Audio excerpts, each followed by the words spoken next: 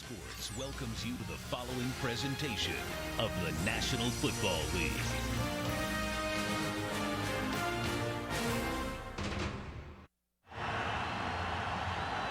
Welcome back to Miami.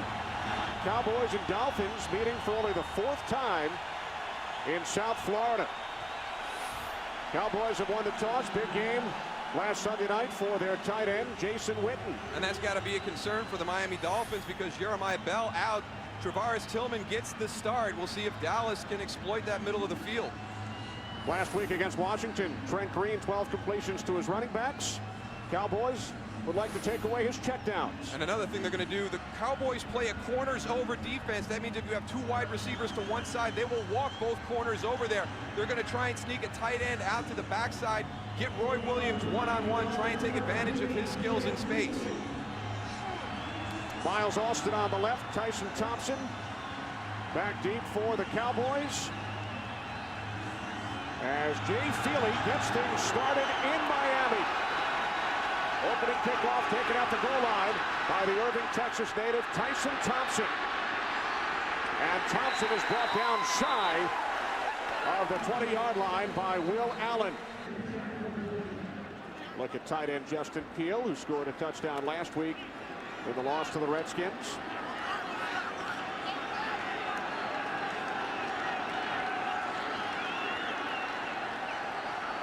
Chris Chambers in motion. 2nd and 10. The end around to Chambers. Cowboys were not fooled.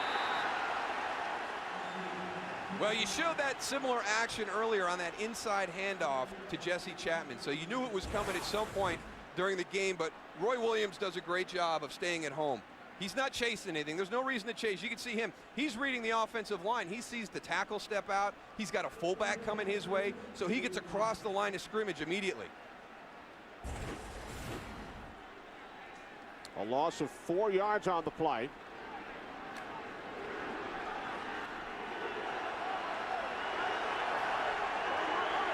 Third down and 14. Dolphins have to get to the 4 for first down. Green from the shotgun, has time, was under pressure, threw it away.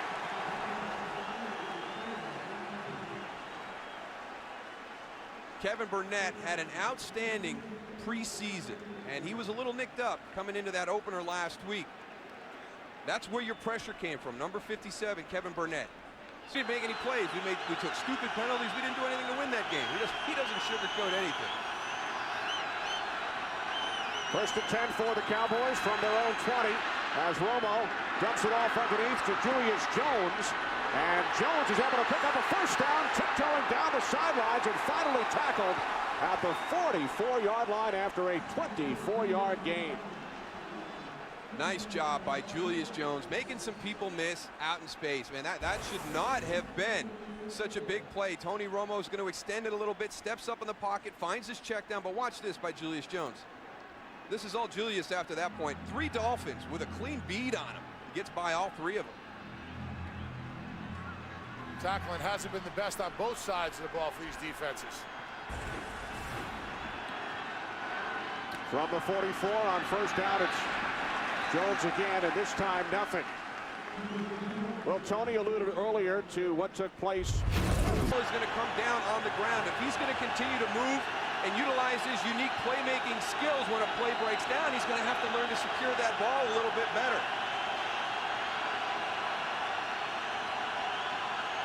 Third down and 4. Cowboys have to get to the 46.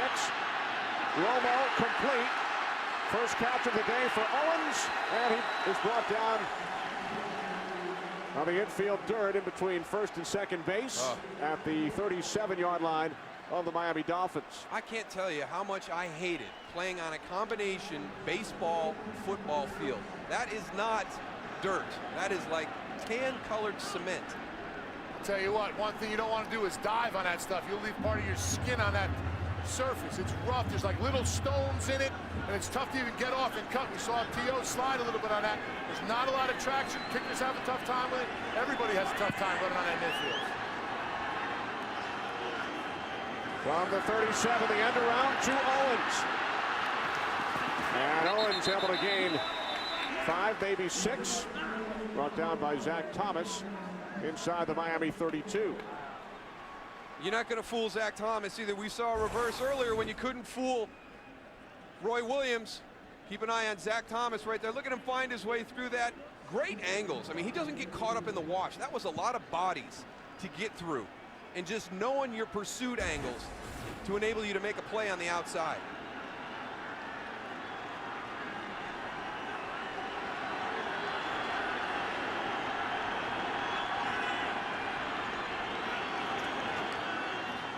On 2nd and 5, this is Jones. And Julius Jones has a Cowboys first down. You know, the thing that I like most about Dallas last week against the Giants is when they gave away that big lead and it got to 38-35 late in the game, they responded very well. And they're doing the same thing here on their second opportunity this afternoon. They give Miami decent field position to start. They take the ball down, get a field goal. They did not have a very impressive opening series, but they come right back and they answer that call.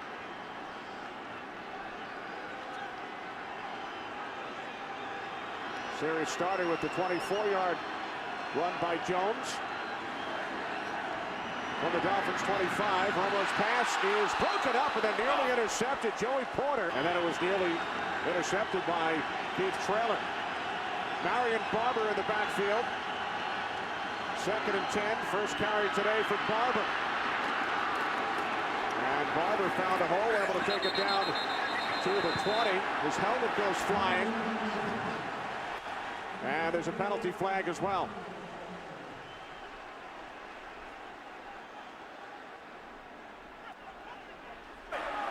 Personal foul, unnecessary roughness. Defense, number 55, resting the helmet opening. After the goal, automatic first down. You can be physical and you can be emotional, but you got to be smart. Joey Porter, I mean, this is the second one. We had Derek Pope on the opening kickoff. Now we've got Joey Porter losing his cool a little bit out there. Plays over, stop, forward progress is gone. There's no need to rip the helmet off. You got to give a little shout out to Traylor, too. He did a nice job of whamming the whammer. Did a nice job of recognizing that little shuffle in the backfield. Boy, he came through and knocked that tight end loose. Back in Miami following the tackle on 3rd and goal. The Dolphins called timeout with 7 seconds remaining in the first quarter to make the rookie Nick Folk attempt this field goal from the infield dirt. Not a consistent surface, hard to get your plant down. Folk knocks it through. So the Cowboys have tied the game at 3 late in the first quarter.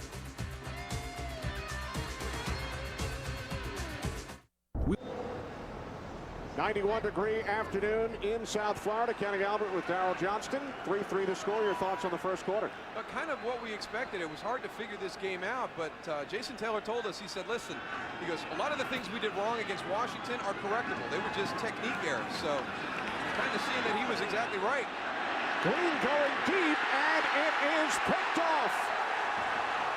Anthony Henry comes up with the interception for the Cowboys. Pass was intended for Marty Booker. Don't like the choice by Trent Green right there. He didn't have that. He didn't have one-on-one coverage on the outside. You've got safety help coming in late. Anthony Henry's in great position. Look at him get the head back. Now Marty Booker's got to become the defender, but Anthony Henry had such good position. There was nothing he could do to get inside to make a play on the ball. Saw Ken Hamlin coming in late, so I don't like that decision by Trent Green. Witten 6 receptions against the Giants last Sunday without a catch so far today. 3rd down and 6. Romo does a 360. Can't find anyone downfield, and now he takes off. He has a first down. Tony Romo makes it all the way down to the Miami 32. Boy, he's shifty. I mean, he's got great feel in the pocket to know when it's breaking down, but he's got great vision when he gets out. I mean, just little subtle moves as he breaks out and tries to move. He stops, sets up again, feels pressure, spins out. Watch this one right here, though.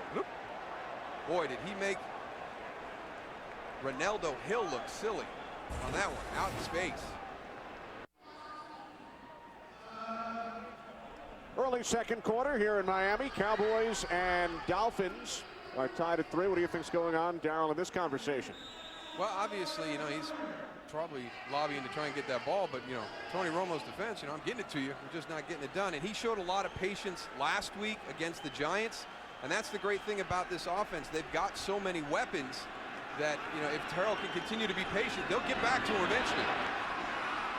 First catch of the game by Chris Chambers. Ties in other areas there are into this game and how well each opponent knows the other. On 2nd and 6, Green taken down inside the 2-yard line on the blitz from Brady James. Came free. He just got completely turned loose. Nobody there to pick up Brady James at all. Here he's coming. Samson Stadella, he's got to recognize first threat. Nice job coming up there on the line of scrimmage, but those offensive linemen have to stay on the same page. They can't go and leave a gap like that. Slide away from the center. You all got to slide in the same direction. That was Ronnie Brown's assignment, but he timed it so well he couldn't get there. Samson Satella's got to come off and pick up Brady James. He's your primary threat, and then let Ronnie Brown adjust to where he was supposed to go. 3rd down and 15. As the Dolphins keep it on the ground. Chapman, and we send it to Los Angeles. Let's not forget that Marty Schottenheimer also gone from that San Diego team. They lost the 3 big cheeses.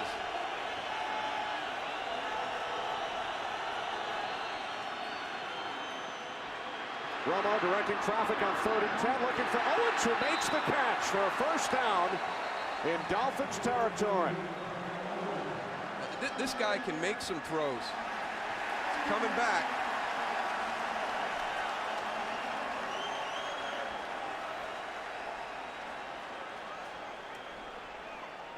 He's just in the pocket, kind of directing traffic a little bit, but the throw, Terrell Owens is covered pretty well. But watch this. Watch him just drop this one in. Terrell Owens coming all the way across formation. Ronaldo Hill does a good job. He's in good position, and he just dumps it right over the top. Again, not being able to get your head turned around and pick up that ball. So instead of a first down in Dolphins territory, it's a 3rd and 15.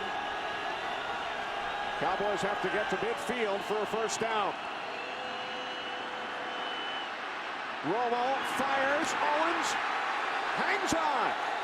A first down at the Miami 37 and a late flag. Well, he threw the ball, so he's going to lose. He's going to get 5 back.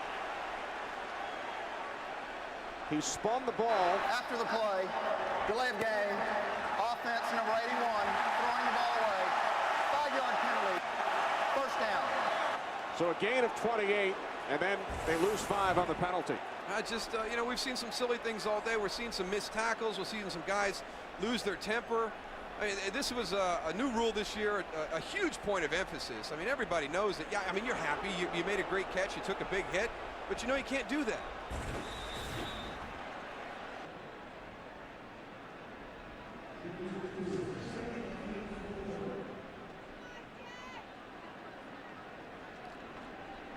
A look at the defensive signals being sent in from the Dolphins sideline.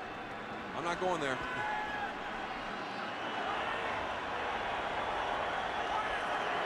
Second down and 8. Romo over the middle. And the catch is made by the backup tight end, second-year man out of Notre Dame, Anthony Fasano. A gain of 12 as the Cowboys move the chains. We've seen a couple examples on this drive of Tony Romo staying in the pocket. You can tell that he's feeling a little bit of pressure as he's moving his feet, but he's not giving up on the play. He's trusting the protection in front of him. Last year at times he'd feel that pressure and he'd all of a sudden try and escape and break contain. Sometimes he'd create some things, sometimes he'd put the ball on the ground or make a bad throw and have it intercepted. Julius Jones wrapped up by... Yeah, but he's playing very well. Cowboys with the edge in time of possession. Second and 10 from the Dolphins 28. Play action. Romo throws and it's caught at the 15-yard line by Jason Witten for a gain of 13. Another Dallas first down. The Miami Dolphins defense. And what were they sitting back at a 3rd and 16 just a few plays ago? Romo complete. Sam Hurd, who scored a touchdown in the game against the Giants last Sunday.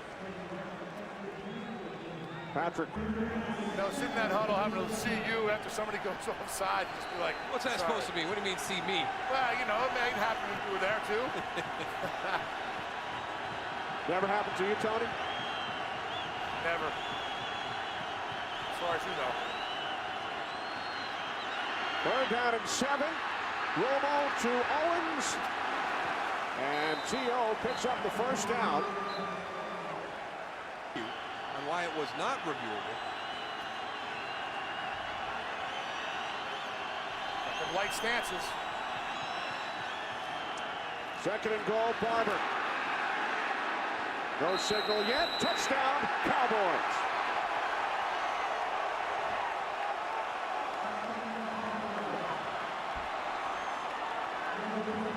I tell you what, the Miami Dolphin offense, they better get it together in the 2nd half, or this group is just going to melt. They have left them on the field entirely too long here in the 1st half.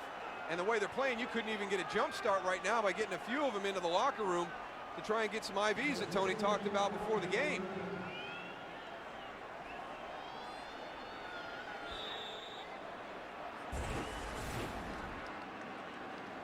Only LaDainian Tomlinson and Larry Johnson scored more touchdowns in the entire league than Marion Barber last season. Folk adds the extra point, and Barber has his 2nd touchdown of 2007. On the return for the Cowboys, who lead the Dolphins at the half by the score of 10-6 in Miami. So a refreshed Miami Dolphins defense back out on the field after they played over 19 minutes in the 1st half. Romo to the near side, of the catch is made by Sam Hurd. Close to a 1st down up at the 39-yard line. 2nd catch of the game for Hurd. See Pearson are actually working that game in Detroit. There's where the connection. Just one of those Freudian slips. I guess he's been listening to Matt and JC. 3rd down and 2. Green's pass batted at the line, and now the Dolphins will have to punt.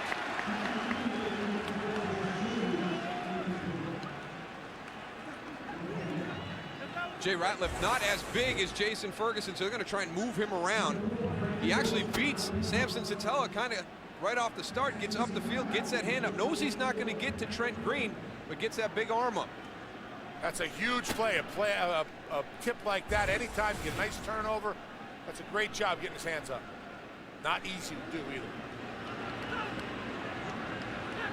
Brandon Fields punting from his own 25, but the play.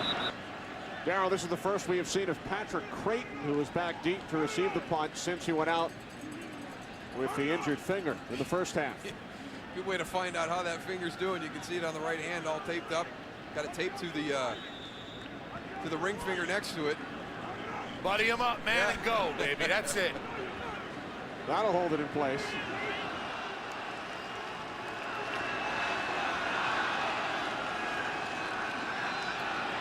Fields punting from the 20. Forcing Creighton all the way back to the 16-yard line. Good coverage downfield. Terrific special teams work by the Dolphins. A 53-yard punt. No return for Creighton. The culprit on that previous punt, you see right here, they've got Patrick Creighton all bottled up. He's down at the 15. So as you said, a 55-yard swing in field position. The little things. We've seen a lot of little things in this game today. Poor tackling at times in the 1st half. Some guys losing their composure, getting some cheap 15-yard personal foul penalties. First and 10 from the Miami 30. Romo complete to Witten. 1st down at the Dolphins 16, a 14-yard pass play. And there's an area that, that they have to get back to. Jason Witten, not on the outside, though. I would like to see Dallas attack the middle of the field. We talked about Jeremiah Bell in the beginning of the game. Both Zach Thomas and Jason Taylor said, probably the most difficult player on our defense to replace. He's out of the lineup. Donovan Darius on. Darius flew in on Tuesday, signed with the Dolphins after Jeremiah Bell was placed on injured reserve. He was in camp with the Oakland Raiders after 9 seasons in Jacksonville. Second down and 8. Romo can't find anyone. He's backpedaling now. He throws to the end zone, and Creighton was grabbed from behind. Patrick Creighton's jersey was held on the play, and the penalty markers were thrown. That's a dumb penalty. The ball's way over your head. Let the guy go. Can't be PI. It's got to be holding. Pass interference. Defense number 29. Automatic first down. Well, can't you call uncatchable on pass interference, where on holding you can't? Little in and out route. Now the adjustment. He's beat. Just a little scramble drill right there.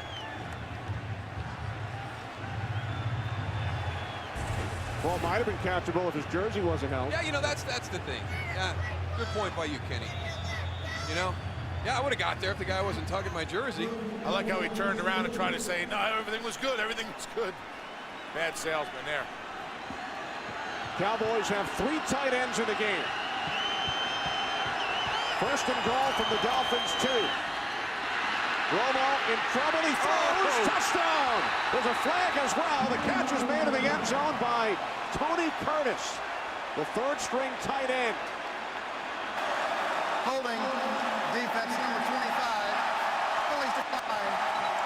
Touchdown. You know, he grew up a fan of Brett Favre's, and it's kind of, at times you can see things that Brett Favre does in the way that Tony Romo plays the position. And we did the game last week, and we saw Brett do some of his crazy things. There's the that's a tackle. Tackle by Will Allen, not the hold. But this throw, I mean, Joey Porter's got him dead to rights. He's going down, and the ability to stay focused down the field with your eyes and find Tony Curtis. I mean, there's a lot of things that he does that you see, the little subtleties of a Brett Favre. Nick Folk adds the extra point for Tony Curtis, his first NFL catch. He's in his 2nd season out of Portland State. His first NFL reception, his first NFL touchdown. For him to be excited. At times during the course of the afternoon, this offense has worked very efficiently. They're just a little bit inconsistent right now as they're starting to learn it. Green 6 of 8 here in the 3rd quarter. Making 6 of 9. He's picked off for the 2nd time today. Ken Hamlin, the former Seahawk, with his 9th career pick, his first as a Dallas Cowboy. Well, he had his receiver. He just airmailed it a little bit. He's got Chris Chambers on the skinny post. Going against Anthony Henry. Watch where this ball is placed. I don't know if Chris Chambers got in a little too far inside. Just looks like it's overthrown. No pressure in the face. Just sails on him a little bit. Ken Hamlin playing the deep half. Look what I found. Hamlin returned at 35 yards. Cowboys started their last drive on the Dolphin 30. They start this one on the Miami 15. Marion Barber in the backfield. Barber takes the handoff from Romo, cuts to his right, looks to turn the corner. He does, and is finally knocked out of bounds by Joey Porter. And now Folk out to attempt a 28-yard field goal, hit from 26 earlier. Veteran quarterback Brad Johnson puts it down, and Folk's kick is good. So the Cowboys capitalize on the Hamlin interception and add to their lead. It's now 20-13. Impressive stand by that Dolphin defense. 2003, 3 touchdown receptions.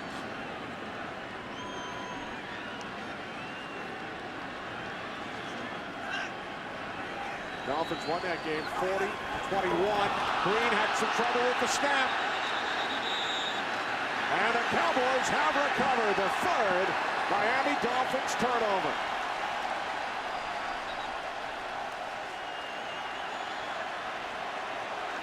Recovered by Jay Ratliff. And Tony, you've been talking throughout the afternoon about Miami's rookie center, Samson Satella. You know, you have to get it up. You know, he gets it up, but you have to keep it there. You can't just go and throw it back and come off the ball. He needs to go and get that ball up and leave it there right between his legs for Trent to grab that. I mean, that was... Careful now. That was not a good play. Yeah, we saw at the end of the first half when he tried to spike the ball too. He had some trouble with this QB center exchange on that one. Actually, that ended up being a fumble that they had to go back and redo it to clock it. So, guys, the Cowboys start their third consecutive drive in Dolphins territory.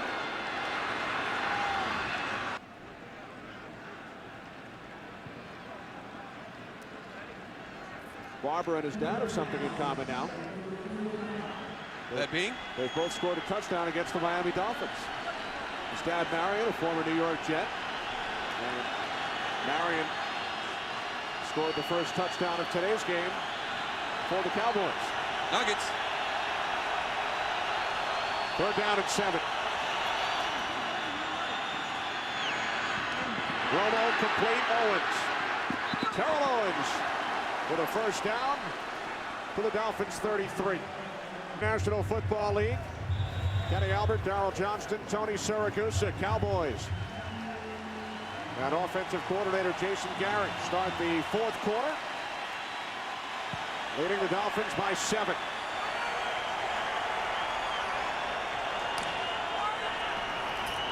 From the Miami 33, play action on first down. Romo could not find the one downfield. He slides safely into the shortstop position. Yeah, he'll get a feel for what those baseball guys go through. We talked about that baseball surface that's out there. He doesn't have a little sliding pad in those pants. We played one time in Cleveland. I spent the bus ride going to the airport picking stones out of my palms. At the old Cleveland Stadium. That must have been fun. Yeah, that was an experience. Heard about the locker rooms there. Yeah, fabulous.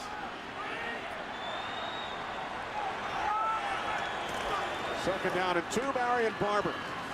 Wow. Terrific second effort by Barber. Talking about making something out of nothing. You know, standing here in the end zone, looking at it, there was no hole there. All of a sudden, he comes through, gets the first down. Pushes the Cowboys back 5 yards. From the Dolphins 24 on 1st and 15. Marion Barber over the pitcher's mound and shoved out of bounds.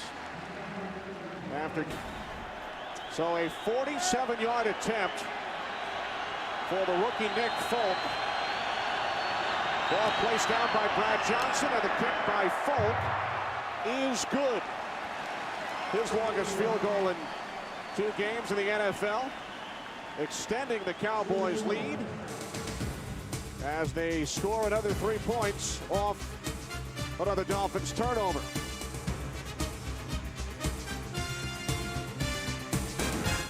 Does he have it in his hand, or they take it away from him? Maybe he's got a concussion.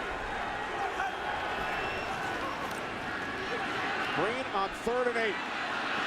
Complete. Oh, look at the horse collar.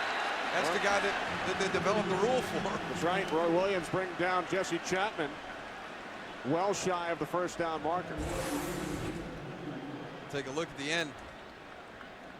Roy Williams coming across. Good position again, hugging those check down routes. I guess because he got the shoulder down first as opposed to pulling them backwards. But hydraulic problems. They spent close to 3 hours in the New Orleans airport. Hey, good thing it was a late game today. They were able to adjust their schedule to fit that. Romo takes off, looking for the change, and he dives about 2 yards shy of the marker. Good position with the pass by Trent Green. Put it in the spot where only Marty Booker was going to get it. Tight coverage. From the 49 on first down. Green looking for Chambers, and it's picked off. Second of the game for Henry. The 4th Dolphins turnover.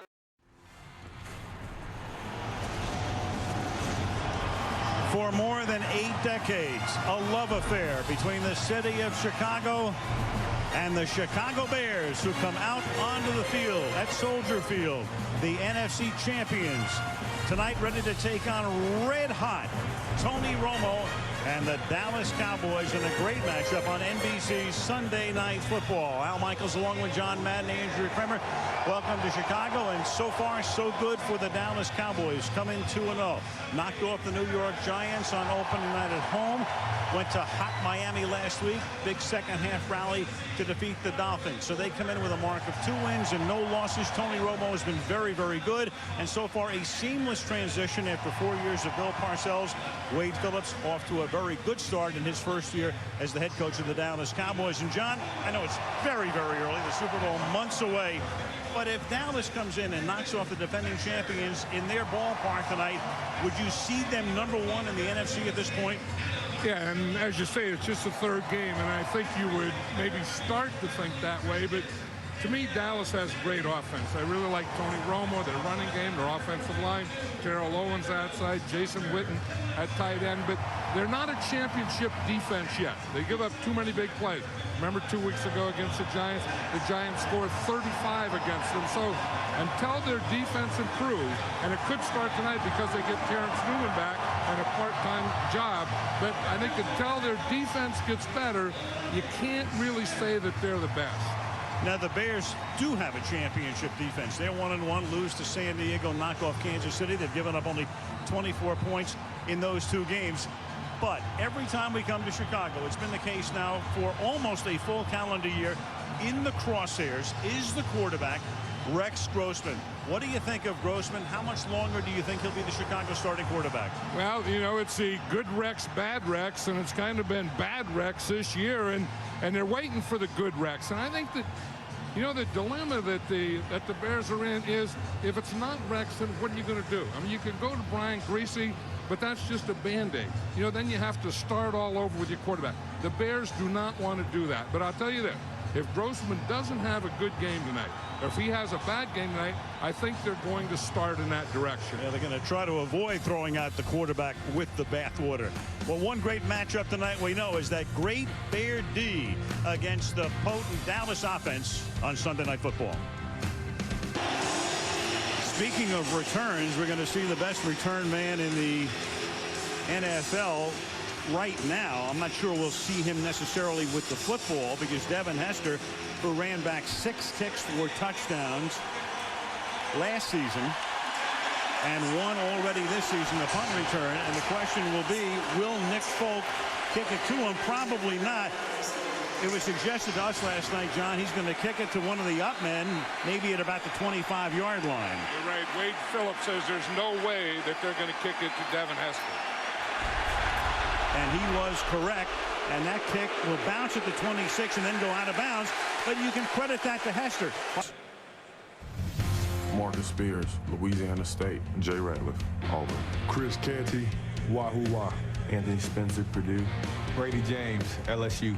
Aiken Adele, Purdue. Marcus Ware, Troy. Jock Reeves, Boilermaker. Roy Williams, Oklahoma. Ken Hamlin, Arkansas. Anthony Henry, South Florida.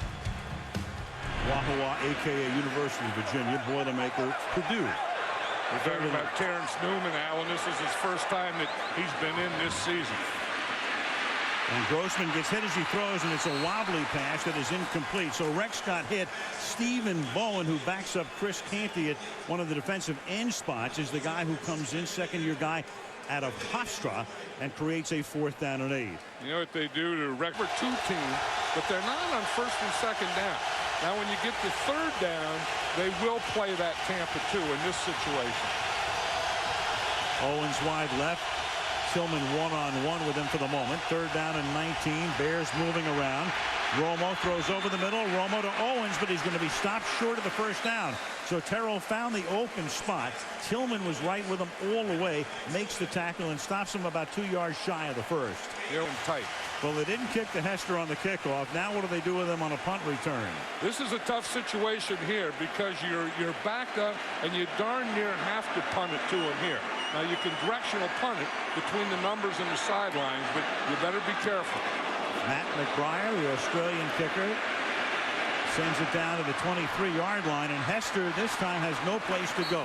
Good coverage that time by the Cowboy punt coverage unit. 10:37 remaining. First quarter, no score in Chicago. That's what I was saying earlier about this Dallas team. It's a good team, but I think that the defense isn't ready to be a championship defense yet. First and goal, double tight end set.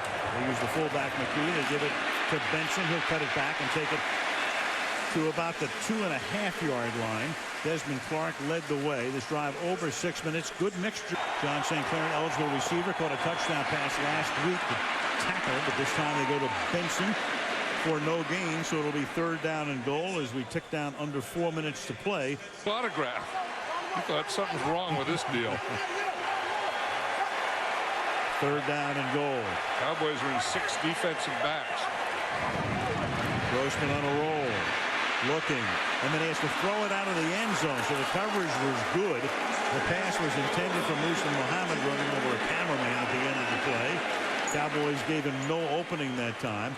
And so 4th down and goal, and a long drive will end with a field goal attempt here on NBC. Kickoff went out of bounds. Tony Romo takes over at the 40-yard line against this 4-man Chicago front. And he gives the ball to Jones. That's a gain of 8. Let's take a look at the Dallas starters. Tony Romo, Eastern Illinois. Julius Jones, Notre Dame. Terrell Owens, Tennessee Chattanooga. Patrick Creighton, Northwestern Oklahoma State. Jason Witten, Tennessee. Anthony Fasano, Notre Dame. Lozo Adams, Michigan State. Kyle Kozar, Arizona State. Andre Gerard, Colorado. Leonard Davis, Texas. Mike Colombo, Boston College. With a flag here after Their spread, they call this, the Cowboys call this empty. 2nd and 8. Now you have movement again on the left side, and that's. Who do you think it's on? It's hard to miss Flozell Adams. It's always on Flozell Adams. That's number 76. 5-yard penalty. It remains 2nd down. We've been watching him do that, and some other good things, obviously, no, he for 10 years. Yeah, he does mostly good things, but Flozell Adams has to lead the world in that. And again, the whole thing is being able to get off in the snap count, get your set before the defensive guy goes. And again, he's playing against Mark Anderson over there, who is a very, very good speed rusher. This guy right here. Look at him. He's trying to get the crowd involved so that Flozell will jump again. On 2nd and 13 now. And we come back to Chicago. Al Michaels, John Madden, and Andrea Kramer. 3-0 Chicago. Bears trying to cash in off a turnover. It's 2nd down and 6 here. Grossman throwing, and that one is picked off. So he gives it right back. Anthony Henry. And Henry will run it all the way back out to the 35-yard line on the pass intended for Muhsin Muhammad. So Henry, who had 2 interceptions last week, and the Cowboys had 4 in Miami, picks off Grossman, and Dallas gets the ball right back. You're right, and it's Muhsin Muhammad who's running in the end. And what Grossman is doing, he's trying to lead him. You see, here he starts in the end. He's leading him to the inside, but it looked like Muhammad stopped. He didn't keep coming across. Had he kept coming across, I think this could have been a completion. You see, Grossman is leading him in. Muhammad doesn't come in, but Henry does come in and pick it off. Agreed. Put it where he should. He was inside of him, and he just stopped. So Henry gets the interception. Marion Barber is now in the game. So Jones plays a couple of series, and now, per usual, here is Barber, who scored 16 touchdowns last year. And so by the time you get to Hillenmeyer, you have to go through about 5 or 6 guys. Look at this. You've got Owens lined up as a tailback just for the moment. He's going to go in motion. Operates now out of the slot. Romo looked that way, then dumps it off for Jones, and Jones is able to slip a tackle in the backfield. A flag goes down, so he turns a loss into what might be a pretty good gain as he broke a tackle, broke out of an Urlacher tackle, but a flag was thrown back. Pull it down, and as his coordinator says, Jason Garrett says, he flails it around in the pocket. And if he flails it, these guys will go after it. All right, Hester is back there, and the kick is almost blocked. And Hester's going to have some room, but then he muffs it at the 24-yard line and can't go anywhere. Mark Bradley, a wide receiver, came bowler, 6-time Pro Bowler, talking about Grossman. Rex is 6 out of 11 for 66 yards, 1 pick. He has it now at the 23-yard line and hands the ball off to Benson, trying to get outside and nowhere to go. That's Anthony Spencer, #1 draft choice out of Purdue, a rookie, and he's getting force-fed into action immediately as a starter because of the injury to Greg Ellis. You know, and got a lot of buddies who texted me all week talking about how great the Bears defense is and how great their team is. So they got a lot of pride around here, and it just makes for the atmosphere to be that much better. Undrafted out of Eastern Illinois in Charleston, Illinois. Both Romo and Grossman are 27. Little difference though in pedigree. Grossman a #1 draft choice out of Florida. And Tony not only undrafted but just sat on the bench for 3 years. Back to pass is Romo over the middle. Getting open is the tight end Witten. Normally he loves to get Witten in the middle of the field. Witten that time went down the middle of the field, worked his way to the outside. Big gainer there for a first down, 34 yards. Now you watch Witten. He's going to come in motion here across the field. Then he comes up and goes back across the other way. And talking to Tony Romo last night about Jason Witten, he said he's so big that he said even if I'm looking right or I'm looking left, I'll see Jason Witten in the middle. And he said that's a real plus for him, having that big guy always in the middle for him. From the 35, Romo will go to the air again, this time to the outside, and that is caught at the 25-yard line by Terrell Owens. So Owens, with a touchdown last week with a couple in the opener, has now caught 2 tonight for a total of 28 yards, and that's a first down. Now you feel that Jason Garrett, the offensive coordinator, said, okay, that's enough of that run. Let's just come out and start passing on 1st and 2nd down, and let's go to our best guy. And when you do that, that's Terrell Owens. Again, Charles Tillman out there. Wherever Terrell Owens goes, Charles Tillman goes. To the air a 3rd straight time, and that is Owens this time. The pass is incomplete. And a big-time competitor. 1st and 20 back at the 35. Urlacher creeping up, and he's going to blitz. That doesn't happen that often. And then Witten gets free again to the outside. And finally taken down by Archuleta after he was trailed by Briggs. Yeah, we talk about, the things that Terrell Owens does. He was on the short cross. Everyone is going to come up. Now watch, Urlacher is going to blitz. Gerard picks him up there, gives a good pocket for Tony Romo. You see the short cross. That was Terrell Owens. They come up on him, and Witten gets in behind him. That was a 1st and 20, and it got 22 yards. Witten's caught 2 balls for 56 on this drive. Cowboys have started slowly in each of their first 2 games and then come on, and that's the pattern right now. From the 12-yard line, Romo will throw that one off the hand of Witten. On that slant anyway. The rookie kicker is Nick Folk, drafted out of the University of Arizona in the 6th round. Remember last year they had Mike Vanderjagt and Gramatica. Folk won the job in training camp. This is a 30-yard attempt. Brad Johnson did the holding, and the kick is good. So with 8:49 to go in the opening half, Dallas 3, Chicago 3.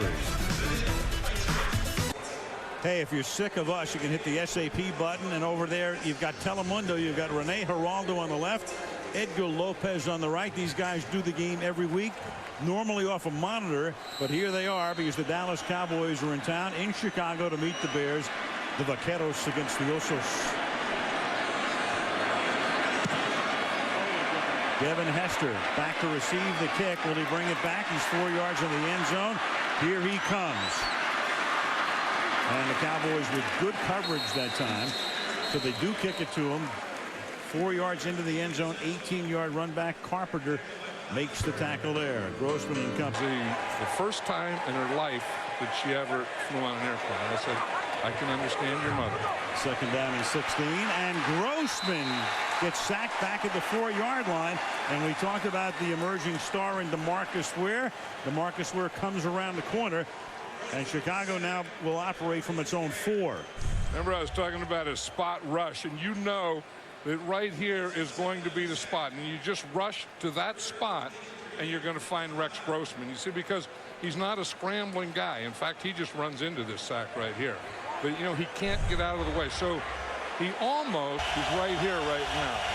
Already lined up 8 yards back of the line of scrimmage. A little screen is set up here for Jones, and Jones turning it into a nice gain, taking it to the 40-yard line. He won't pick up the first down. Alex Brown makes the tackle, but well, Dallas has now brought its offense back out on the field. What they did, they were ready to punt. Darwin Walker didn't get off the field for Chicago in time, so Chicago had to take a timeout. Now at least Dallas will line up to go for it on 4th and 3. I'd be surprised if they go for it. I mean, I think they'll just try to draw Chicago offside. This is very risky. Yeah, before they decided to punt, Tony Romo looked like he wanted to go for it, and maybe he talked them into letting him go for it. So they line up in the shotgun. They send Owens in motion, and they will go for it on 4th and 3. And Romo's throw is caught by Owens. So a big gamble, and it pays off at the 28-yard line. If you don't make it, of course, you give Chicago the ball near midfield. Wade Phillips nods approvingly. Big gamble, and that came about because Darwin Walker couldn't get off the field, and Chicago had to take a timeout. Right, and you see Terrell Owens, he starts off in the backfield, and then that's the big thing that they want to do is move him around. He ends up in the slot, comes on and in. Tony Romo kind of watching him the whole way. But Tony Romo knew he had that play. When you tell a coach, hey, let me go for 4th down, I'll guarantee you a first down, you better do it. 28-yard line, Romo throws, and that's caught by Witten, and Witten's going to pick up the first down. He's going to drag Hillenmeyer with him for another 5 yards all the way down to the 12-yard line. Hey, you could just tell that Tony Romo didn't want to come out, and he went over there and he did some politicking, because he was just getting a feeling and he wanted to keep it. Here they have good pass protection. If you give Tony Romo that kind of pass protection, he could look at his first guy, his second guy, and eventually, like on this play to Witten, his third guy. Cowboys have not run the ball once on either of their last 2 drives. From the 11-yard line, out of the shotgun here. And this time they'll run it with an inside handoff to Jones, and he gets tackled by Ricky Manning Jr. I can get it. I got a rhythm going. I have something going. I'm going to do it here. You need a coach who's running shotgun with you, too. Right, and I think Wade Phillips is that guy, and so is Jason Garrett. On 2nd and 8, that pass is low but caught. Pisano makes the catch and stays inbounds at the 6-yard line. And it will be 3rd down and 4. Bobby Gold, as you can see, has never attempted a field goal of this distance. Normally in Chicago, you always have some sort of weather. It's perfect right now. It's beautiful. That will be no excuse. And they'll toss it back to him, and then Gold will look to throw, and he will throw into traffic, and that is incomplete. Nathan Jones read that one pretty nicely. Tony Romo walked off the field the other way. So that is the half, which ends with controversy here. 3-3 Detroit, a halftime show coming your way from New York after this. Smith said they won't change anything on defense. Briggs, obviously, key man for them, one of the best linebackers in the league. Romo's going to step up, hold on to the ball, and then throw against the grain and find Owens. So Terrell gets free, and that's a first down. Improvisation out to the 37-yard line. We talked about the Bears and their 8-man front, and when they bring Adam Archuleta up as a safety, he becomes 8th man. On that play, he blitzed, and he blitzed on Romo's left side, and that's the side that Romo ran to. If you'll see, the blitz is going to come right in here.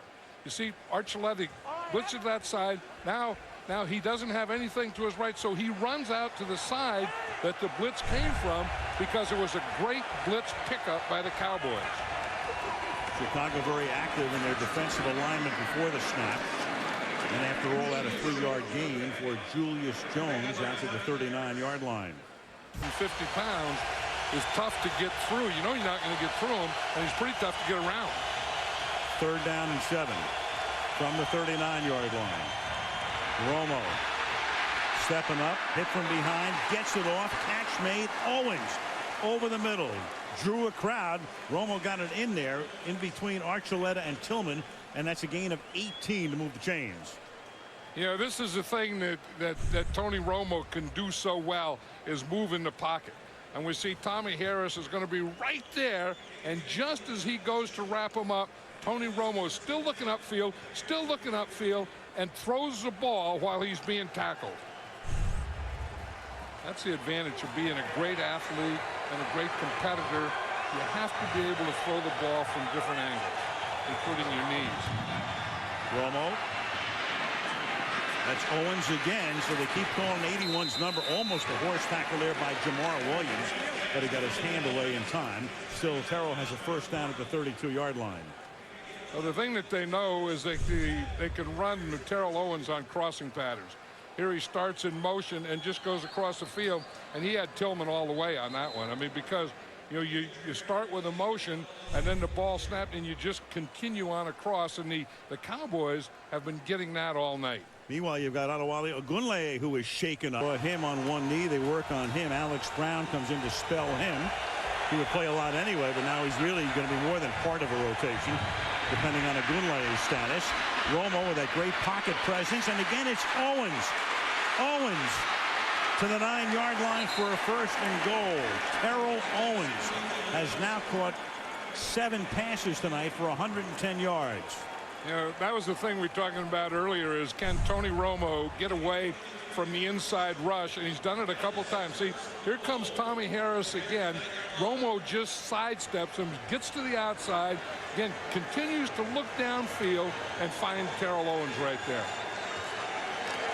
And that's the thing where this guy is so good, because protection can break down, he can get a rush, but he can still keep a play alive. Jones is the tailback. Here's Julius. And Julius Jones is out of bounds at the 3. His brother Thomas, the former Bear, now in a goal. You know, and one of the things when Jason Garrett came in here, he wasn't going to just, take Julius Jones out when they got inside the red zone, because before they would kind of put Marion Barber in this situation. And Jason was saying if Julius Jones is in there, then he's going to stay in there. If Barber's in there in any situation, he'll stay in there. Second down and goal. Off the fake to the end zone. Touchdown to Witten. Archuleta was on him. The play fake helps set up the play, and right over the middle is Witten for the score. Dallas goes down the field. They started this drive back at their own 11. After the kickoff was fumbled out of bounds, they go 89 yards in 9 plays. Yeah, here's Jason Witten, and he's going to win that battle against Archuleta because he's so big. I mean, he's 6'5", 260 pounds. And once he gets in this position right there, there's nothing Archuleta can do about it. So that Bear defense now minus Briggs for the rest of the night. Ogunleye went out about halfway through the drive, and Dallas mounts a great-looking drive with 2 rushing plays, 7 passing plays. Owens the big man. Witten makes a payoff at the end. First touchdown of the game. 10-3 Dallas. And it's 3rd down and 11 now for the Dallas Cowboys from the 8-yard line. And Tony Romo is a quarterback that's not afraid of a third and 11. The Cowboys can be successful in this situation. Romo over the middle. Owens. What a night for this guy. And look at this. He's not done yet. Out to the 47-yard line. Sam Hurd threw a real nice block to help spring him for even more yardage. So out of a hole they come from 3rd and 11 to first down near midfield, 35 yards. Yeah, we're talking about that wide rush that the Bears use. And you can see, look at the middle that they give Tony Romo there. Not only can he step up to throw in there, but he has great vision in the middle. And then you bring Terrell Owens across, and you're going to see everything that he does. You see that block there by Sam Hurd? Oh, yeah, on Archuleta. Yeah, wide receivers have to do that. That's part of their program and part of what they get paid for. Up at the 43. 5:20 to go in the 3rd. Romo swings it wide open. That's Hurd, and that's Archuleta again. So the 2 guys who faced each other on the last play, with Hurd getting the best of Archuleta, and he does it again to him on a play that covers 25 yards. Don't you like to see that kind of a reward? Is a guy makes a block, and then the next play you throw him a deep one? He started on the left side, came in motion across the field, caught him in a zone, and then caught that ball in between the short guy and the deep guy. Beat the corner. Archuleta came over to stop him at the 32-yard line. Romo, that presence again. Well, he's so good at turning those shoulders and the pain. 2nd and 10 from the 32-yard line. And a quick pass to Creighton. This time he holds on. He's in trouble tonight handling the football, and he is close to a first down. Traveling in sports is you get to meet class and great people like an Ernie Banks on your way to this. And he means it too. He could go to a doubleheader every day. 2nd down and 6. Barber.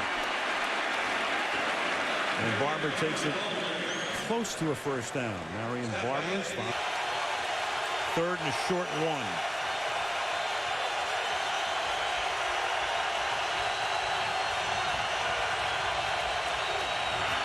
Barber.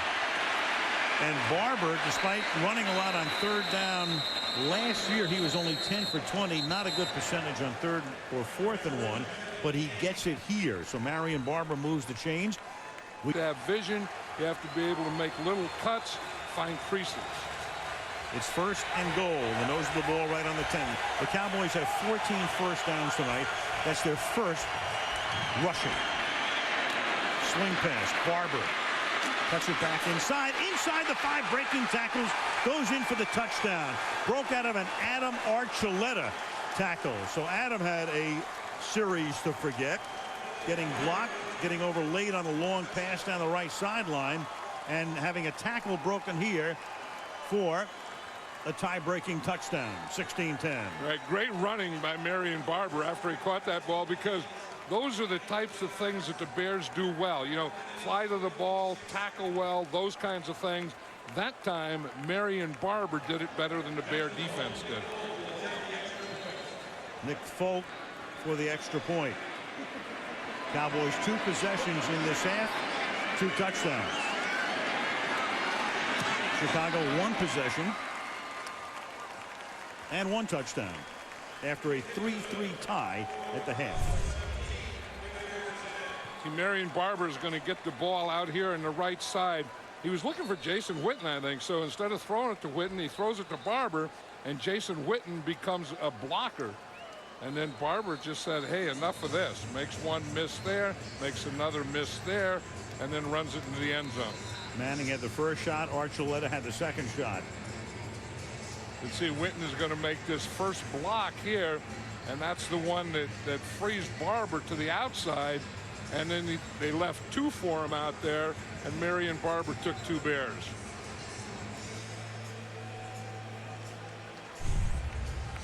I'll tell you, this Tony Romo is something. I mean, the way that you know he moves, and you know, we said, you know, Rex Grossman maybe doesn't have a lot of confidence, and this guy here is just full of confidence.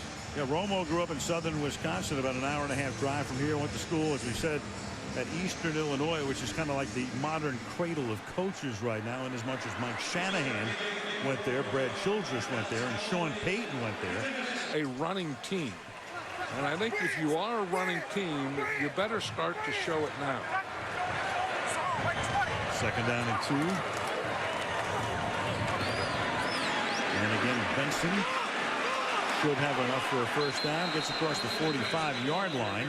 Dallas thinks that the ball came loose, and that's going to be the case, barring a challenge. So a play that was so innocuous, which appeared to result in a 2-yard gain and a first down, winds up with Roy Williams getting the football.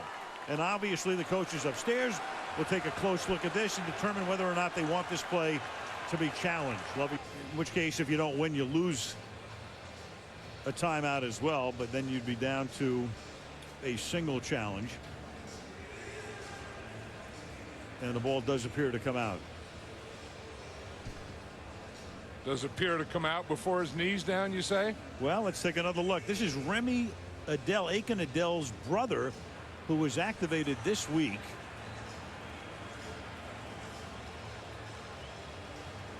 Well, it's so obscured in there. And again, what's happened in the past couple of years is there it comes. At what point does it come out? You've got to be able to see a part of the can't guess what Winter's going to do here. Well, and if you can't guess, then I can't guess either. After review, that means you can't ruling on the overturn field stands. The ball is fumbled. First down, Dallas. Chicago is charged for their first timeout. One of those very tight call. Benson had fumbled on only 2 of 267 carries coming into the game, so that's unusual in and of itself. And this is Jones making the catch. He's going to pick up the first down, and then he's going to get horse-collared without a flag, because that's Jamar Williams. That was when the Chargers were going in for a score. Yep. Second down and 5. And that's a big hole for Jones inside the 10. First and goal at the 3, but a flag down at the 19-yard line, and the indication is against Dallas. You saw Jones come off the field with some assistance. Barber is the back. Hurd goes in motion. The fake to Marion Barber. Romo stepping up. Again, that presence, and turns a would-be sack into a first down as he hits Jason Witten to the 20-yard line. Yeah, no, didn't it? This will be a 44-yard field goal attempt. Nick Folk has had one block tonight. Brad Johnson, the veteran quarterback, to hold. He puts it down, and the kick is good. So that makes it a 2-possession game. I mean, the Bears tackle and strip and do those kinds of things. Adrian Peterson is in the backfield. Grossman will go deep down the sideline, and it's picked off. And that's Henry with his 2nd and 4th in 2 weeks. Inside the 10, and a touchdown.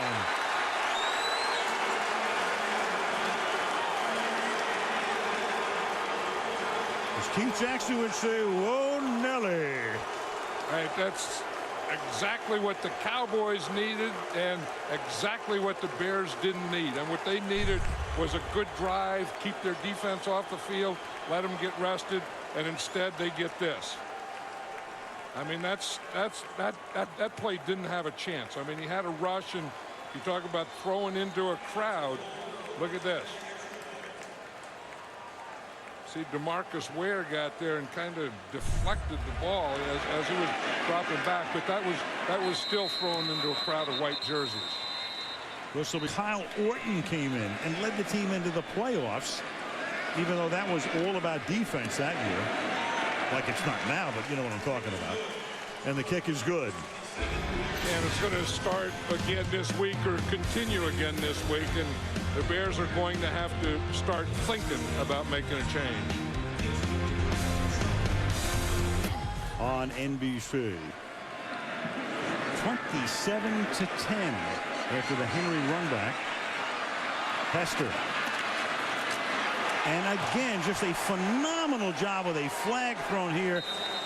Patrick Watkins, the big 6'5" safety, now a special teams guy for the most part for Dallas. Make sure that Hester doesn't get on track. 2 flags. Right off the bat to get off to a start like this. So, you know, I mean, they have good players, and they've done a good job in that area, but they've had super coaching. 2nd and 9, Barber. And Barber gets taken down by Tillman. And John, a word about Bill Parcells as well, because we were talking about Bill, and he spent 4 years there and helped, you know, get the franchise turned around after 3, 5, and 11 seasons. And Tony Romo, in a way, Tony felt terrible at the end of last season.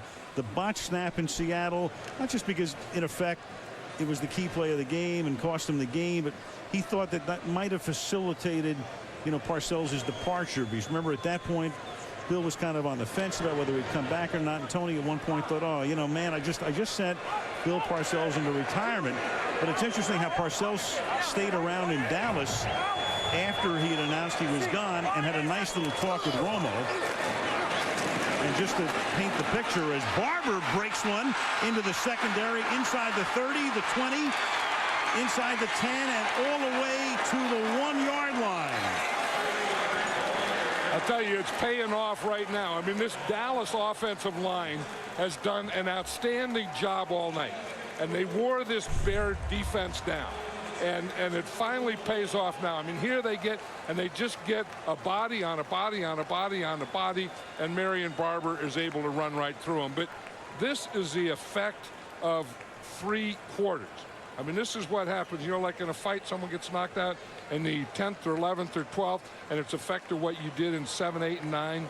This is the effect of this big offensive line getting on this defense for 3 quarters. And stuff like this happens in the 4th. And that's Barber who gets stuffed here, but that was Urlacher, 54, who couldn't make the tackle on that run, which turned out to be 54 yards. And just to put the finish on the Parcells story, Parcells, after he steps away, is still in Dallas. He's in the hot tub one day at the facility. Romo comes in. They're in the hot tub. And Parcells says to Romo, we're talking about Tony's future, he says to Tony, don't let good enough be good enough. And those words ring in Tony's ears. And this season so far, good enough has been better than good enough. Right, Almost great. But he's not going to let this good enough be good enough either. Right.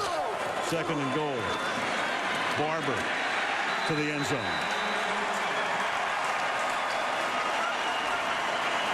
Talking to Jason Garrett last night, he said the best part of our offense is our offensive line. And you think with the quarterback, Terrell Owens, you think that really can't be true. But the way they played today, it is. I mean, they played the best defense in football in the Chicago Bears. And they kind of wore them down, and they kind of beat them up. And this is a result of it. But this big offensive line has not only done a great job on the run blocking, as we see here at the end of the game, but pass protection all night. Folk for the point after.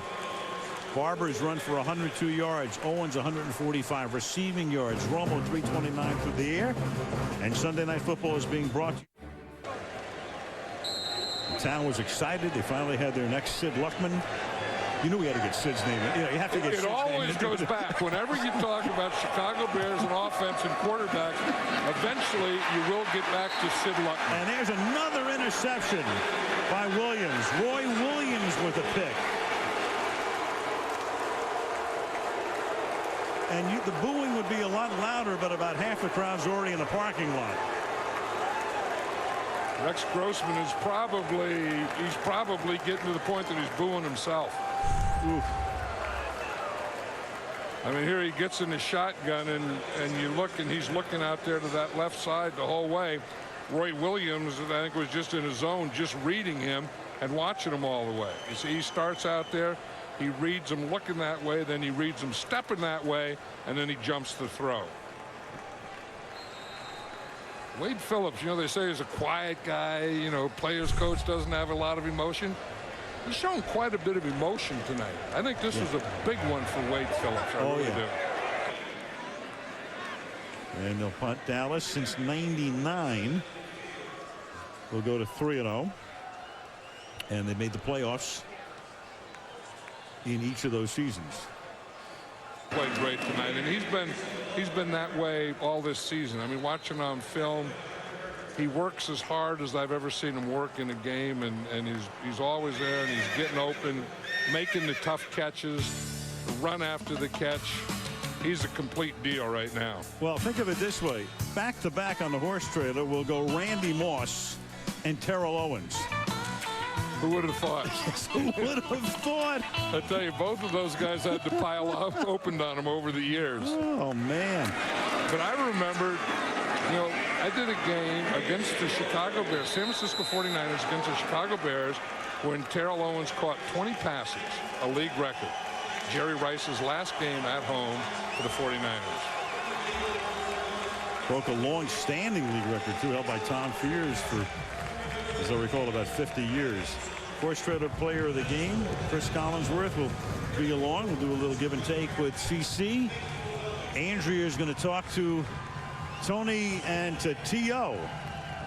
All part of our post-game show coming up. Big second half for Dallas. Again, 3 weeks in a row, they've done it in the second half. 34-10, our final. Back to Chicago after this.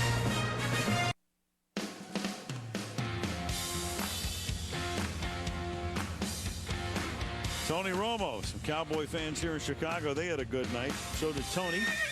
329 yards. T.O. goes up on the horse trailer. A couple of minutes ago, Andrea down on the field with Tony and with Terrell. Such a teammate you are. You're telling him about his hat position. That's really the way to work together. But he's getting it straighter. He's getting it straighter. There he goes. We're trying to teach him. Tony Romo fashion played here. So much talk coming into this game about how you hadn't faced a top defense this season, even though you led the NFL in scoring. What kind of statement do you make tonight? Well, I don't think we're really into statement games. We understand it was a big game here tonight, and this is a great football team. And to come in here into their, this environment and play this well, I think we're pretty excited. What do you do with all the weapons? I mean, really, especially the way that this guy, 81, has come along. I'm just lucky to be in a good situation.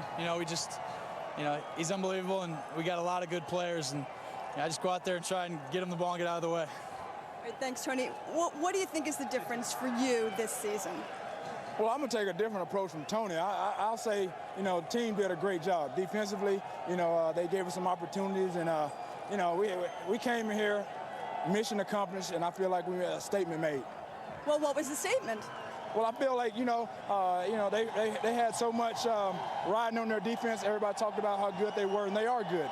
And we killed ourselves in the first half, and we just had to just kind of eliminate the penalties and mistakes and come out second half and get some drives going.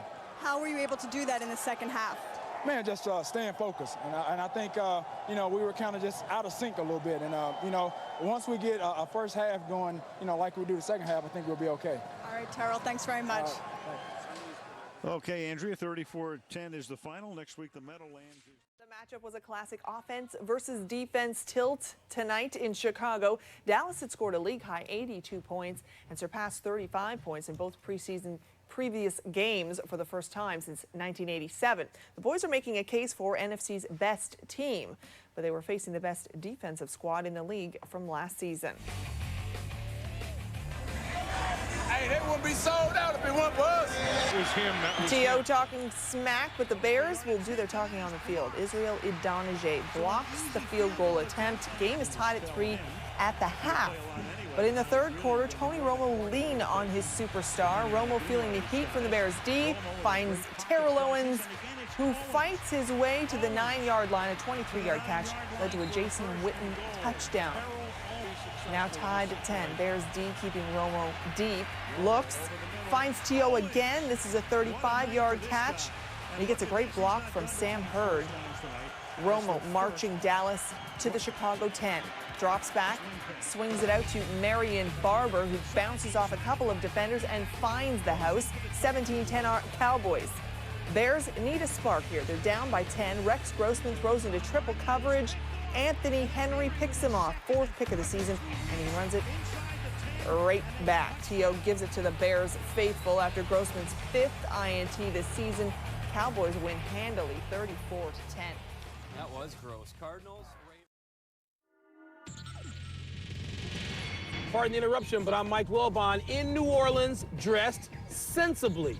Tony Kornheiser, is that a shot at my jacket? Let's see now. Yes. You don't like this jacket? If you were Louis the Lilac, if you were a Batman criminal, I might like it. Do you know the expense I went to get this jacket? Hopefully the official not much. PTI jacket of New Orleans? You'll share the price with me in the break. Wow. Welcome to PTI, boys and girls. In today's episode, Donovan McNabb looks fabulous. The Patriots are almost flawless, and A-Rod denies a report he might head to the Cubs. Woo! But we start with the Cowboys trouncing the NFC champion Chicago Bears 34-10. Well, but I know you're going to turn this into a rant about Rex Grossman, but let's give big ups to Tony Romo and a Dallas offense that zipped up and down the field on a Bears defense that rarely gives up 10 points at home.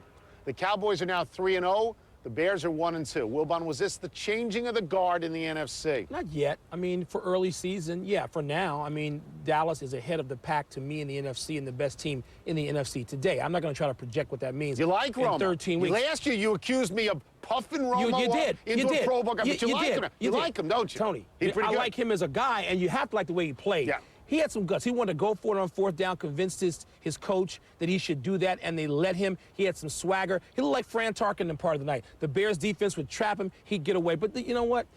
I don't know what to make of this. The Bears look like a 7-9 team right now. They have to change the quarterback because the whole team, Tony, goes down the drain if the quarterback, this guy, Rex Grossman, stays under center. For 5 years, until the Seattle team last year made the playoffs, the team that lost the Super Bowl, for 5 straight years, did not make the playoffs. But your Bears announced themselves even before the season started as, we're going to win, look at us. You have to feel that way. But you know what's undermined it? The play of the quarterback, Tony. Who have they beaten? Look, the defense they beat nobody, the Chiefs. Kansas City. The defense held the Cowboys to 3 points in the first half. The defense cannot pitch shutouts against teams that You blame it all on the quarterback. I blame much of it on the quarterback, and now you got 5 defensive starters hurt. It is not looking good right now for the Chicago Bears.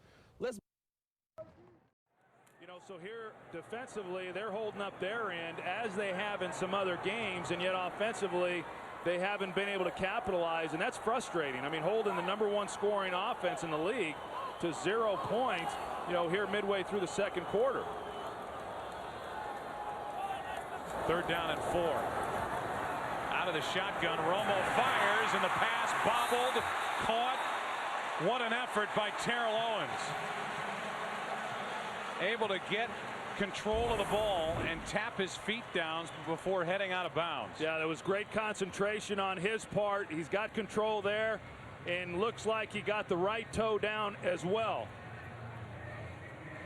There's the left foot and right foot, sure enough. Great concentration on Terrell Owens' part. It looked like Otagwe had a chance to undercut that throw initially and may have had an interception. That was the 820th career catch for Terrell Owens. He just passed Steve Largent for 13th on the all-time list. 1st down, Dallas. Romo trying to make something happen. He finds Witten as tight end. To the St. Louis 44, a gain of 19. That's out of that 3 tight end package we were talking a little bit earlier about. They got 1 receiver in the game, Terrell Owens. He runs a fly route. And now you've got Lenny Walls, a corner, covering Jason Witten. You would think that would favor the corner. Jason Witten is an outstanding wide receiver, tight end / tight end. But when all of a sudden you put a corner on him, you would think the advantage would then go to the St. Louis Rams. It didn't. Jason Witten running a good route and creating separation.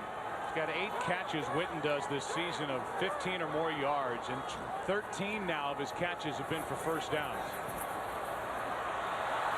Romo was brought down by Glover. Let's go for react, and that's really the dilemma that faces most all rookies, and he's going through some of that as well.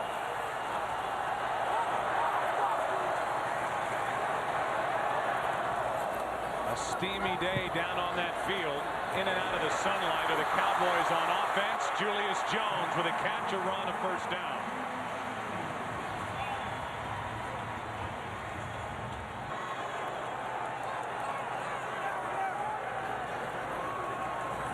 Play action to Julius Jones. Romo looking for somewhere to go with it.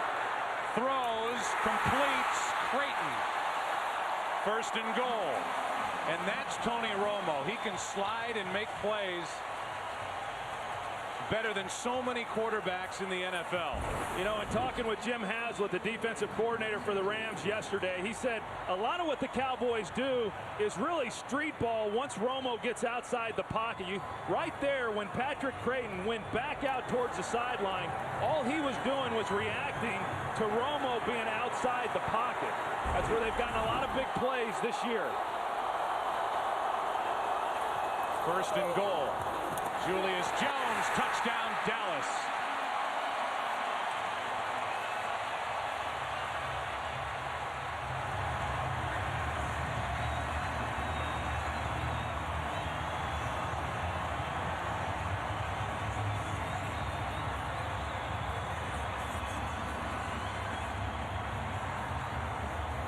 Flag came in late.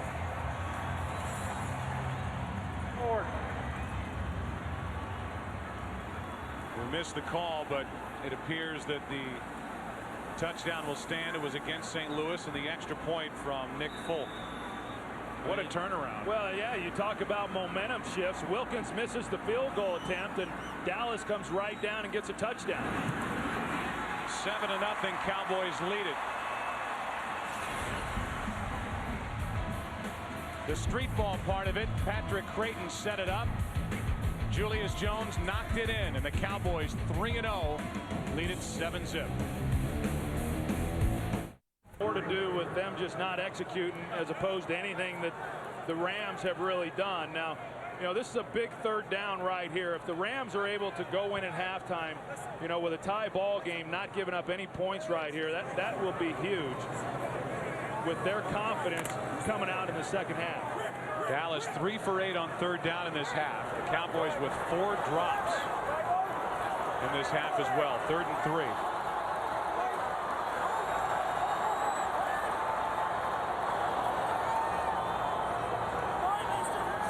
The snap over the head of Romo, and now it's a foot race. Romo can't get on top of it. Finally does. Will try and make something happen. Tony Romo doing his thing. First down, Dallas. Unbelievable.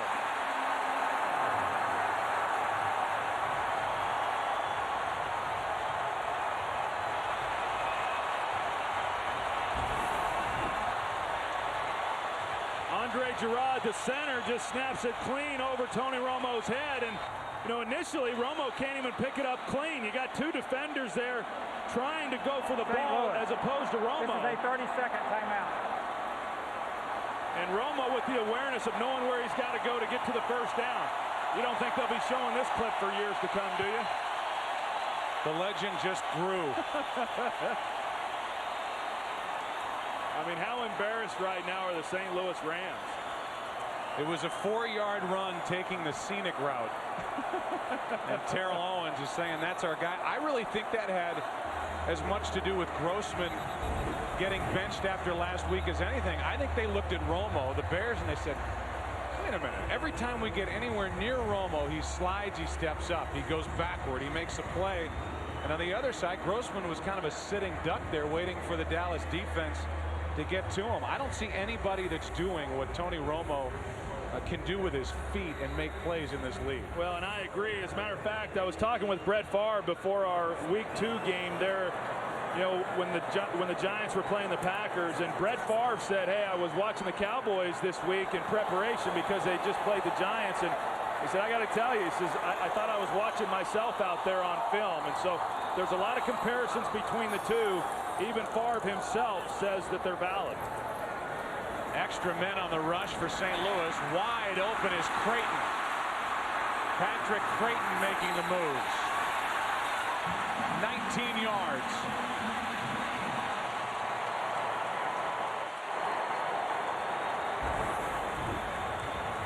You know, first it's Romo, now it's Patrick Creighton. He put a little Jimmy on Lenny Walls. I mean, Emmitt Smith didn't look that good on Dancing with the Stars.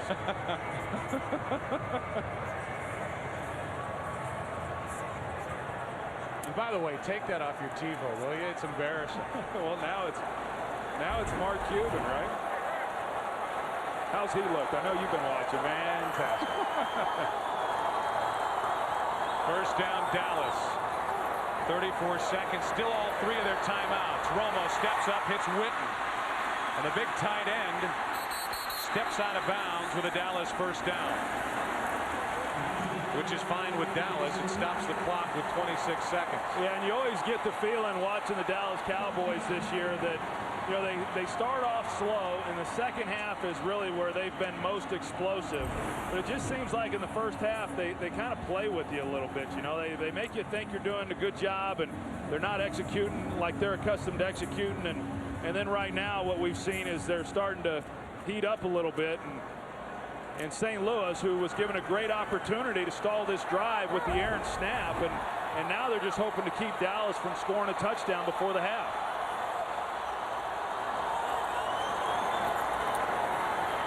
Romo behind Terrell Owens. Hey, Phillips wanted the flag, didn't get it.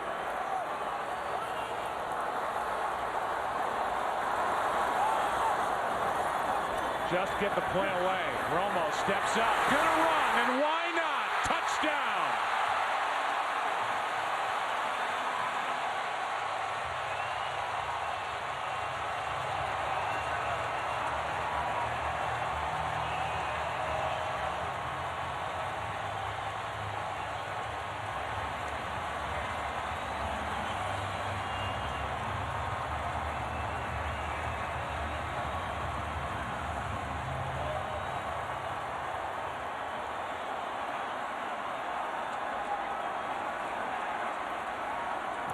14-7. You know, you get so caught up in trying to cover Jason Witten out of the backfield and Terrell Owens and these other crossing routes that you're in man coverage, and the guy you can't account for then is the quarterback. And the only way to hold him in the pocket, again, is with those front four. In man coverage, nobody is accounting for Tony Romo. He recognizes that and has an easy touchdown. His second touchdown run of the season. Paging Jerry Jones, the price just went up. And it continues to go up. Romo is without a contract beyond this season. They can always franchise him. But first of all, Jerry Jones, and you know better than I, isn't scared of a little risk or a gamble. You don't think? No, not buying the Cowboys for $150 million and increasing the value of the franchise about tenfold. You know, I've always said that Jerry Jones digests risk better than anybody that I certainly know. Well, he has a little mini risk going on with a guy wearing number 9, because week after week, as we said, his legend continues to grow and that price continues to rise.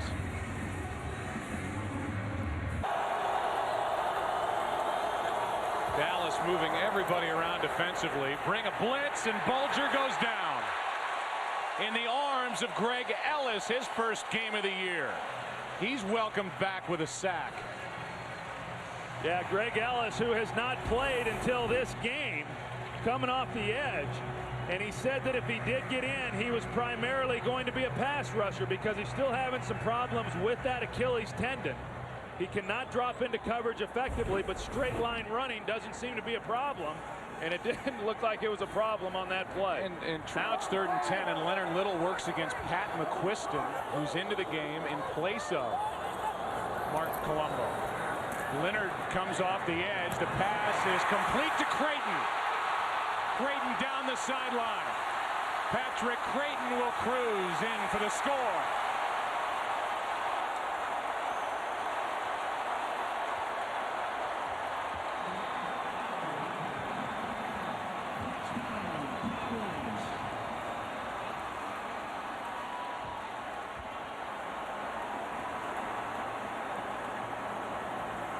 Penalty flag over in that far corner at the very, very end of the play.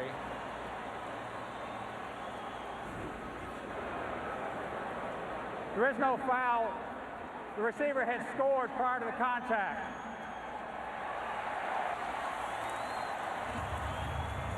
Jonathan Wade was the only one who had a shot, and they were, I guess, I don't know if it was going to be on Terrell Owens or whoever, but they pick up the flag, and after this missed tackle by Lenny Walls, it was a race, and Patrick Creighton won it.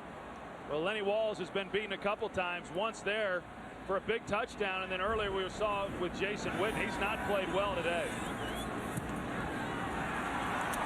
21-7. So Dallas, the most dangerous team total points wise in the league, coming in even more deadly in the second half. Get the ball for the first time, and in a flash go down the field and lead by 14. He felt that this year was going to be his chance to show what he was really capable of doing. Instead, you know, we've continually seen his workload get decreased. 2nd down and 9. Romo with all day. Great pocket around him. Hits his tight end Fasano. Gain of 14. And there is zero pressure on Romo, and when there is, he steps out of it and makes a play. Yeah, I mean, it's just a recurring theme. I mean, when they rush 4 guys, you can see right here the pocket that Romo has to step up in and deliver the football, and then they're able to get people open. I mean, you give Tony Romo that kind of time to throw the ball, these guys are going to get open. So, you know, Jim Haslett then has to say, okay, well, we're going to bring pressure on them, but we've already seen what happens then when they've been in one-on-one coverage. Julius Jones was in the backfield. Creighton is hit in stride. His second of the day. What a throw.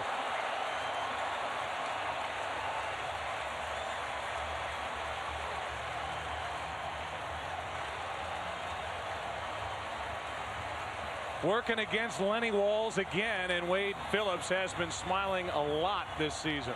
And the interesting thing about it is Patrick Creighton doesn't run by a lot of people. And the fact that he was able to run by Lenny Walls gives you a pretty good indication of Lenny Walls and where he's at as a corner in this league. Because so far in this game, Lenny Walls hasn't covered too many people. What a perfect throw from Tony Romo. And the question now just seems to be, how big is this score going to get?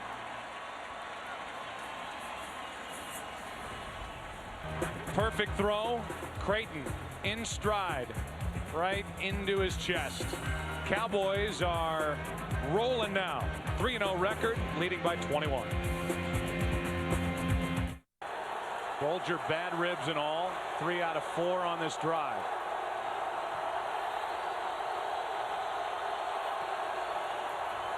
First and goal. Bulger sacked.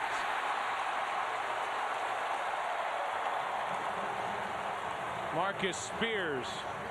Greg Ellis was in on it as well, a loss of 3. And Mark Bulger just had nowhere to go with the football. You can take a look and see, and they did a pretty good job there on Dante Hall. The only chance he had was immediately right there to Torrey Holt, but Bulger was not looking for him. He was looking at Hall on the back line, and by the time he got back to Holt, it was too late. He was on the ground. 3rd sack for the Cowboys today, 2nd and goal.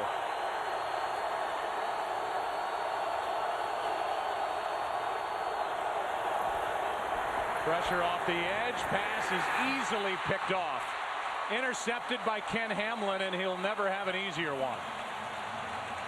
And again, you can't tell me that a guy in Mark Bulger with 2 broken ribs making throws like that he's right and should be out on the field right now. Well, and whether he's right or not, this is his 2nd interception down here in the red zone in consecutive weeks, and he's just not seeing the field real well either.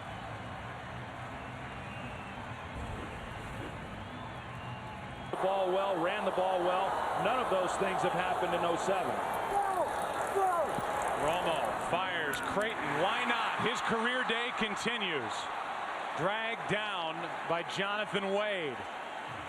Patrick Creighton is over 150 yards for the day, up in the 174 range. His previous high was 104 yards.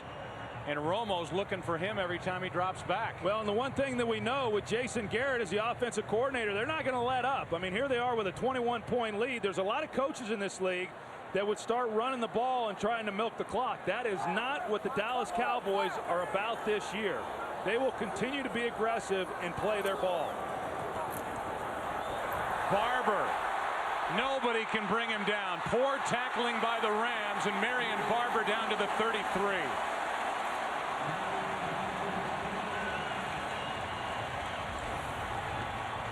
Now you get a good look here at just how hard Marion Barber runs when the ball's in his hand.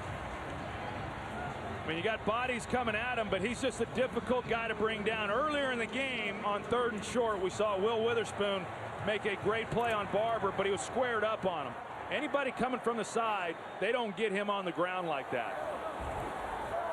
Cowboys getting better and better and better within this game as an offensive group. Toss to Barber. Plenty of room to run down inside the 20. We take a game break and get a chance to get a feel for what the defense is trying to do against them. And they come out by the 2nd half, and they got a pretty good beat on how they're going to attack them. Rollout by Romo. Throws wide open. Witten, who tap dances in for the touchdown.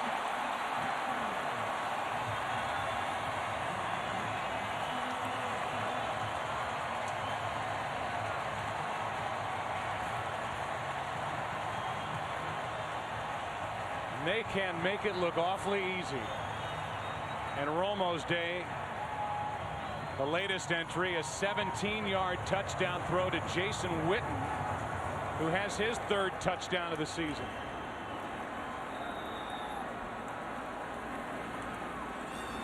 Meanwhile, Farrat's got his helmet on. He's been warming up. With the story now, it's all Dallas. You know what I think it is, Troy? It's all the frustration built up by Jason Garrett being your backup over the years. Now he's got control, and he's not going to let up. Well, again, they got Ron Bartell. He's the corner. They're putting corners on Jason Witten. Used to tight ends would draw linebackers and safeties. Now Jason Witten, he's been so productive that they're putting corners on him. Started with Lenny Walls. Now it's Ron Bartell, and they've yet to find anybody that can slow him down. I know you talked to Jason. I think Dallas better like Jason Garrett here for the year that they're going to have him, because I think he's going to be well on his way to becoming a head coach next year. He's done another brilliant job here today. A 500-yard offensive day. Tony Romo, his legend grows. Did it with his legs, did it with his mind, did it with his arm. And it's a 28-point win for the Dallas Cowboys, who are seemingly going to roll through the NFC. It is early, but boy, they look awfully good. We'll take a break, come back. 35-7. The Dallas Cowboys win it. They're 4-0. Back to Texas Stadium after this.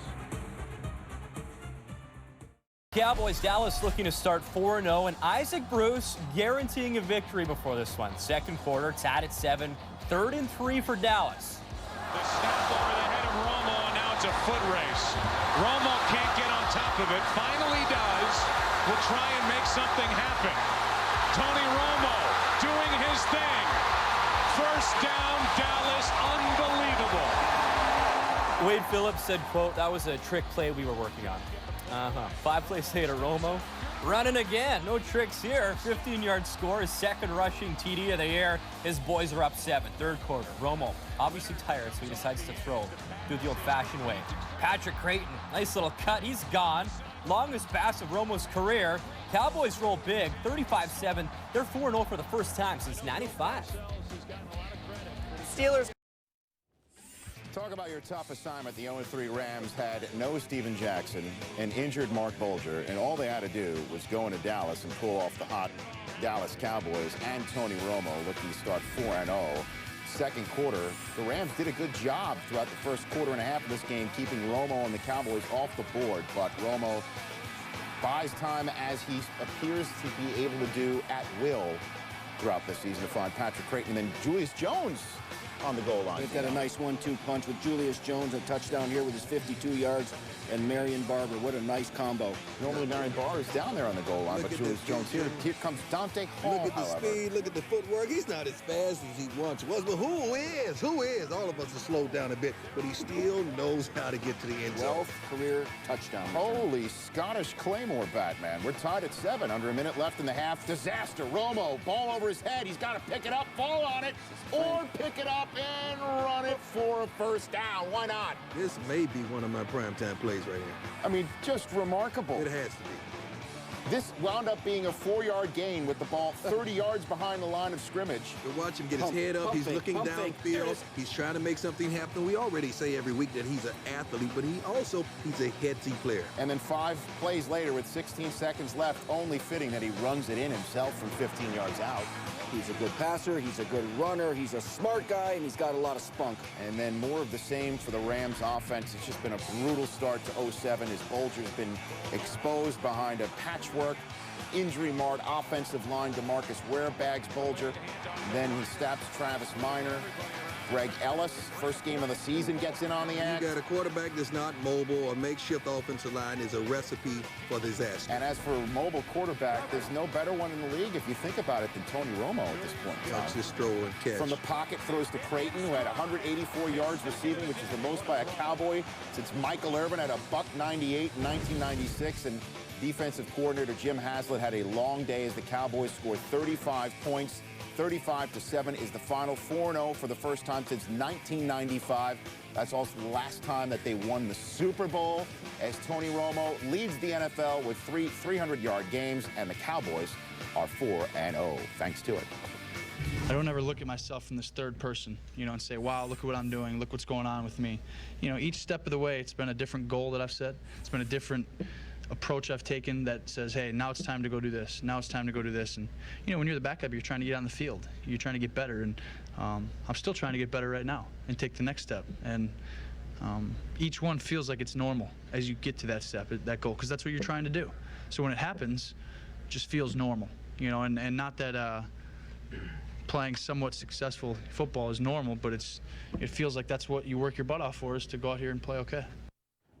On one end, you got a Rams team that has no offensive touchdowns in his last 30 drives and haven't finished a game all season with the same starting offensive line intact. And then on the other end, you got the Cowboys, who now have 151 points already, 4th most through 4 weeks since the merger. Only the 02 Raiders, 2000 Rams, and 92 Bills had more, and the Raiders and Bills went on to the Super Bowl in those seasons. As for Tony Romo grew up in Wisconsin, idolizing Brett Favre, and Romo played like vintage Favre yesterday, throwing 3 touchdown passes and running for another touchdown to lead the Cowboys past the Rams. Now, Romo's most creative play turned an apparent disaster into an improbable first down. Amazing play. Cowboys coach Wade Phillips called it a miracle play that jump-started the team. Now, Tony, Romo is your boy, as we all know. Yes. And the Cowboys are 4-0 also. Yeah. You ready to make any bold proclamations already? No. You got him hoisting the Lombardi trophy. No, nothing like that. I liked him last year. I like him this year. That particular play, which is called a miracle play, 99.9% of coaches would say fall on that ball right there, because that Most play quarterbacks could be can't make that disastrous. play. Right. You say he looks a little bit like Favre. He's the gunslinger, Favre. Okay, he throws off He's balance. 11 years younger. He fits it into a small window, and when he makes mistakes, he makes the mistakes that And big Favre used to mistakes. make. Yeah. But they look real good. They do. The Cowboys are killing people right now. The Cowboys are killing people. They killed yesterday a team that had nothing. I mean, that team is decimated. The Rams by injury. They played them at home. They should do that. They should do that, Tony. Let me go In all back to the fairness, number. they How's should. 4-0? Does it work for you? It works for me. It doesn't. Right. Again, I ask you if you're ready to make any bold proclamations. No. Okay. When But you, that when play- you beat really good That teams, play, you might see into the future. like with 10 seconds It's a left great on play. the shot clock, and you take a 35-footer. You know who and used to coach make goes, that play "Oh!" all the time? A guy named Steve Young. Let's move from the...